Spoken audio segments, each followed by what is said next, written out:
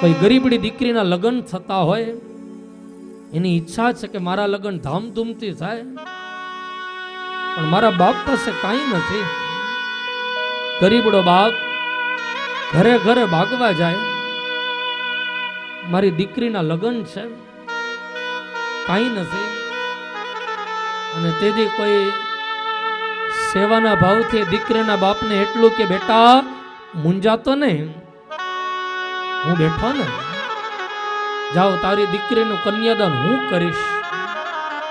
અને પછી એ કન્યાના મા બાપ બની સેવા ભાવે કરિયાવડમાં એની યથાશક્તિ પ્રમાણે કંઈક આપે ને, દીકરી રાજી થઈને આશીર્વાદ આપે, મારા ધર્મના મા બાપને, મારું કન્યાદાન કરનારા મા બાપનો વાળ વાંકો ન થાય, એ આશીર્વાદ લાગી જાય, બેડો પાર થઈ જાય, જીવન ધન્ય બની જાય. આ બધી સેવા જેનું કોઈ ન હોય એનું હું બની જાઉં.